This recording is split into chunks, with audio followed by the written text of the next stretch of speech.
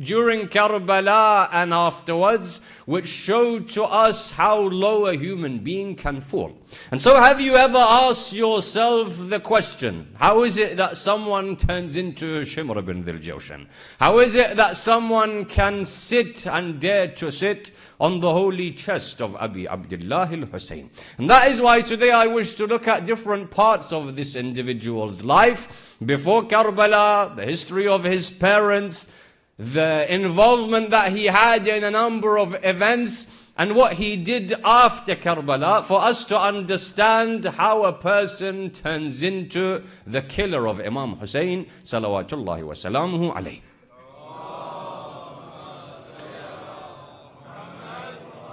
And naturally, Shimr is not a personality of nobility and lofty status that historians would record a lot about his life. Historians are concerned more with personalities of nobility, of talent, of knowledge, of wisdom. And Shimr has none of these things. And so, yes, the details in regards to his life may be scarce. However, let us look at a number of questions to do with the life of Shimr ibn Dhil Jawshan. The first question that arises is in regards to the background of his family.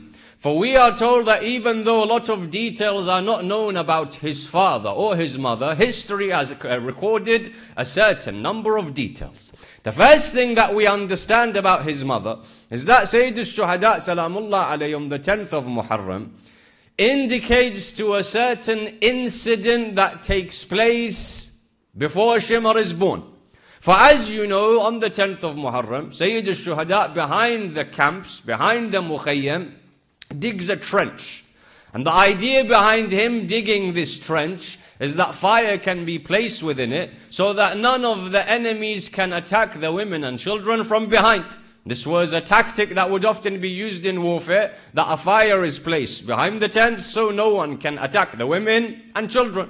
And when Sayyid al-Shuhada salamullahi alayhi is doing so, Shimr comes forward and looks at him and says, "You are anyway going to be in the fire of hell. Why do you hasten the fire that shall burn you?" When he says this to Sayyid al-Shuhada, that soon you shall be in the fire of hell, why have you placed fire on this earth for yourself? That is when Imam al-Husayn alayhi salatu wassalam refers to him and says, "Yabna ra'iyat al-ma'za," oh, the son of the shepherd. And so people say, what is it exactly is the Imam referring to? Oh, the son of the shepherd. For being a shepherd in and of itself, or being a farmer, isn't something negative.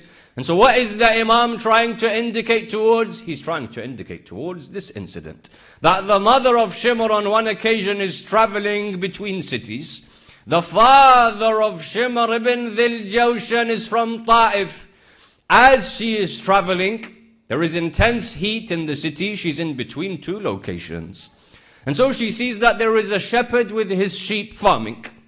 She comes up to him. She says to him that I am very thirsty. So the historical reports say that this person takes a chance and says, I will quench your thirst if you indulge in an indecent and haram relationship with me. And so the mother of Shimr gets herself involved in a relationship which is unlawful and haram with this man just to quench her thirst.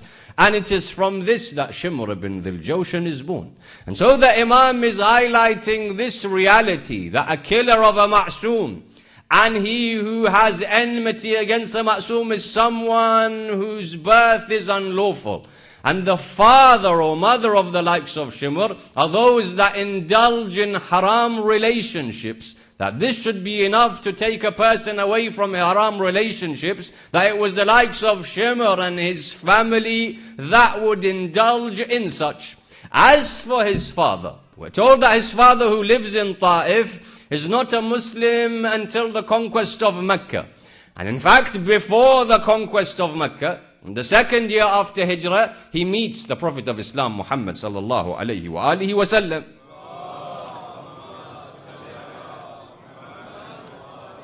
Now when he meets the Holy Prophet of Islam, the father of Shimr himself is a mushrik, is a worshipper of idols, so he meets the Prophet. The Prophet of Islam calls him towards the religion of Islam. The father of Shimr says, let me think about it. And so we're told, what does he analyze when the Prophet of Islam tells him to join the religion of Islam? He doesn't analyze the beliefs of the religion, the etiquettes of the religion, the laws of the religion. He doesn't look at the character of the Prophet. He looks at how much wealth and financial support the Prophet of Islam has. And so we're told in history that the father of Shimr comes to the Prophet and says, your people rejected you in Mecca. Your people caused you to migrate from Mecca to Medina. Just now you have migrated, you don't have a fully fledged government, nor do you have wealth and riches, therefore I reject you. And so he rejects the Prophet in the second year after Hijrah. Why is it then that he accepts the religion of Islam in the 8th year after Hijrah? Because now the Prophet has returned to Mecca, and now it is clear that the hukuma and the government is established. In other words, he looked for his own benefit. Before, the Prophet of Islam couldn't benefit me. Now that he has strength, such that he has returned to Mecca, and both Mecca and Medina are in his hands, now I shall join him, for maybe there shall be benefit for me. And so these are the parents of Shimr.